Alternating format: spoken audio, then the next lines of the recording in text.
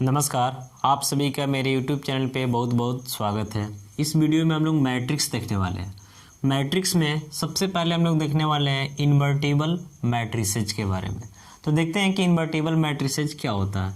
यानी square matrix A of order n is said to be invertible if there exists a square matrix B of order n such that AB equal to BA equal to I।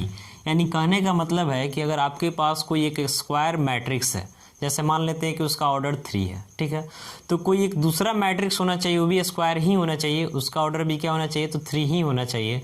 और उस case में अगर हम A B का product equal दिखा देते हैं B ए के प्रोडक्ट के इक्वल दिखा देते हैं आइडेंटिटी मैट्रिक्स, यानी कि दिखा देते हैं A B equal B A equal to I, तो क्या बोलेंगे कि एक ऐसा मैट्रिक्स है तो ए और बी दोनों एक साथ इन्वर्टेबल मैट्रिसेज कहलाएगा।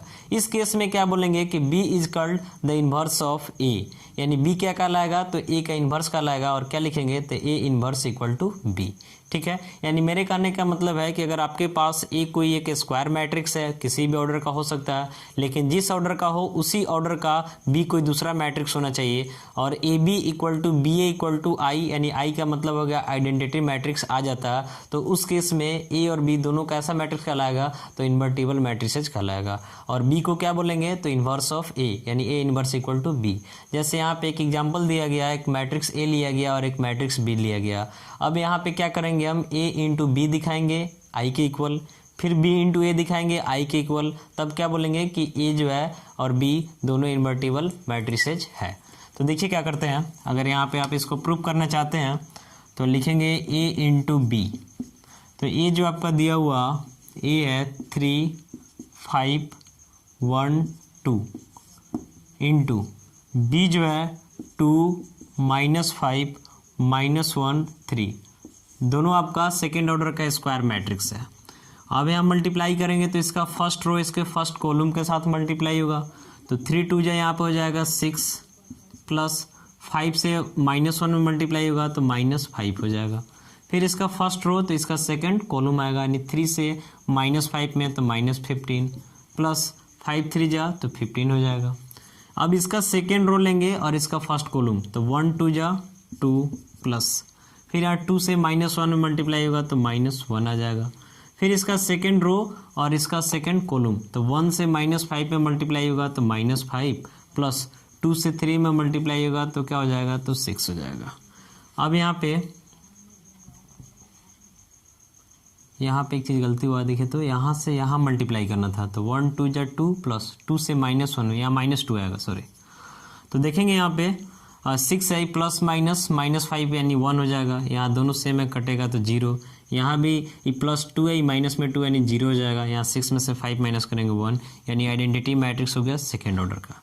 सिमिलरली अगर यहाँ पे आप b इंटू ए को भी निकालेंगे तो इसका प्रोडक्ट भी आपका एक आइडेंटिटी मैट्रिक्स ही आएगा, यानी फाइनली यहाँ से हमको मिलेगा कि A B equal B A equal I, यानी यहाँ पे ए बी कैसा मैट्रिक्स है, तो इन्वर्टिबल मैट्रिसेज है, और यहाँ पे बी जो होगा ये आपका ए का क्या होगा, तो इन्वर्स होगा। ठीक है, नेक्स्ट वीडियो में हम देखेंगे कि किसी मैट्रिक्स का हम एलिमेंट्री ट्रांसफॉर्मेशन करके कैसे इन्वर्स निकालते हैं।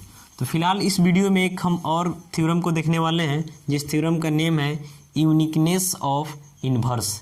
यूनिकनेस ऑफ इन्वर्स का मतलब हुआ कि अगर कोई मैट्रिक्स है तो इसका इन्वर्स जो होता है यूनिक होता है। यूनिक का मतलब एक होता है, यानी एक से ज़्यादा इन्वर्स एग्जिस्ट नहीं करता है। तो इसका स्टेटमेंट क्या है, तो स्टेटमेंट है every invertible square matrix has unique inverse, यानी अगर आपके पास कोई ए जो है इन्वर्टिबल स्क्वायर मैट्रिक्स है, ठीक है, यानी अभी देख लिया कि इन्वर्टिबल मैट्रिसेज क्या होता है। तो ए जो है अगर कोई इन्वर्टिबल स्क्वायर मैट्रिक्स है तो दिखाना है कि उसका इन्वर्स जो होगा क्या होगा, यूनिक होगा, यानी एक होगा, एक से ज़्यादा इन्वर्स एग्जिस्ट नहीं करेगा। तो देखिए कैसे प्रूव करते हैं। यहाँ पे सबसे पहले हम सपोज कर लेते हैं, suppose A is any invertible square matrix of order n, यानी सपोज कर लिए कि ए जो है कोई इन्वर्टिबल स्क्वायर मैट्रिक्स है जिसका ऑर्डर क्या है, तो n है। यहाँ पे दिखाना क्या है कि ए का जो इन्वर्स होगा यूनिक होगा, यानी एक होगा। तो पहले हम यहाँ पे सपोज कर लेंगे कि ए का इन्वर्स जो है यूनिक नहीं है, यानी लिखेंगे यहाँ पे if possible suppose B and C are inverse of matrix A. यानी जब यूनिक नहीं है तो हम सपोज कर लिए कि बी और सी दोनों जो है मैट्रिक्स ए का क्या है, तो इन्वर्स है। तो जब इन्वर्स होगा तो इन्वर्टिबल मैट्रिसेस से हम क्या पढ़े हैं कि अगर बी इन्वर्स है ए का तो इसका मतलब A B equal B A equal to क्या होगा, तो आइडेंटिटी मैट्रिक्स होगा। फिर अगर सी बी इन्वर्स है ए का तो यहाँ से लिखेंगे ए सी इक्वल सी ए इक्वल आई, कोई दिक्कत नहीं है। अब यहाँ से हम देख रहे हैं कि ए सी जो है ये किसके इक्वल है, तो आई के इक्वल है। आई का मतलब आपका आइडेंटिटी मैट्रिक्स हो गया। यहाँ पे हम क्या करते हैं, दोनों तरफ लेफ्ट साइड में मैट्रिक्स बी से मल्टीप्लाई कर देते हैं। तो B into A C equal to हो जाएगा बी इंटू आई। तो यहाँ से हमको मिलेगा B into A C equal to B और आई का जो प्रोडक्ट होगा ये आपका क्या होगा, तो बी के इक्वल होगा। इसको हम इक्वेशन फर्स्ट मान लेते हैं। फिर यहाँ से लिखेंगे ऑल्सो करके कि जो बी ए दिख रहा है बी ए इसका वैल्यू भी किसके इक्वल है, तो आई के इक्वल है। यहाँ पे हम क्या करते हैं, बी और ए है सी नहीं है, तो दोनों के राइट साइड में हम मैट्रिक्स सी से मल्टीप्लाई कर देते हैं। ठीक है, तो यहाँ हो जाएगा B A into C equal to C into I, यानी सी के इक्वल आएगा। इसको हम इक्वेशन सेकेंड मानते हैं। अब देख रहे हैं इक्वेशन फर्स्ट और इक्वेशन सेकंड, इसका एलएचएस है बी इंटू ए सी और इसका एलएचएस है बी ए इंटू सी। तो आपको पता है कि मैट्रिक्स का मल्टीप्लिकेशन जो होता है, अगर मल्टीप्लिकेशन के लिए कंफर्टेबल है तो एसोसिएटिव लॉ को होल्ड करता है।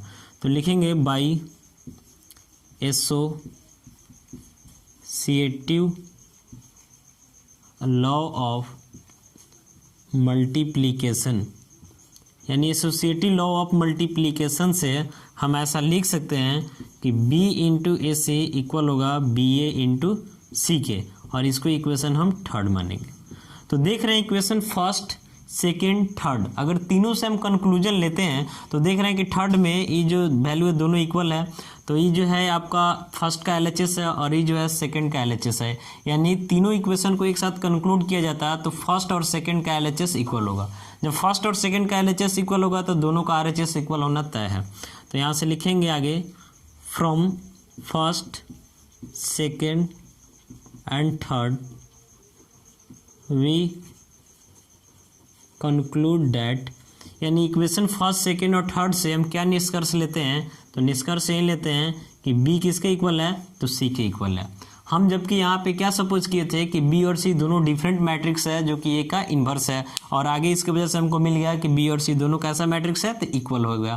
तो इक्वल हो जाने का मतलब हुआ कि a का इन्वर्स क्या हुआ, तो यूनिक हुआ, यानी एक से ज़्यादा a का इन्वर्स पॉसिबल नहीं है। तो फाइनली हम जो शो करना चाहते थे उसको हम शो कर लिए। तो लास्ट में हम यहीं पे लिखेंगे कि दज every invertible square matrix has a unique inverse, यानी लास्ट में इस चीज़ को आपको लिख लेना है यहाँ से, दज every invertible square matrix has a unique inverse, यानी कोई भी एक इन्वर्टेबल स्क्वायर मैट्रिक्स है वो किसी भी ऑर्डर का हो सकता है, तो उसका इन्वर्स जो होगा क्या होगा, तो यूनिक होगा। नेक्स्ट वीडियो में हम एलिमेंट्री ट्रांसफॉर्मेशंस करके किसी स्क्वायर मैट्रिक्स का कैसे इन्वर्स निकालते हैं इस चीज़ को हम देखेंगे। अगर आपको मेरा वीडियो अच्छा लगता है तो आप लाइक करें मेरे वीडियो पे, कमेंट करें और पॉसिबल हो तो शेयर करें। यदि आप मेरे चैनल पर नए हैं तो कृपया करके मेरे चैनल को सब्सक्राइब करके आप बेल आइकन को प्रेस कर लें ताकि आपको नोटिफिकेशन मिलता रहे। फिलहाल इस वीडियो में इतना ही, मिलते हैं नेक्स्ट वीडियो में। Thank you.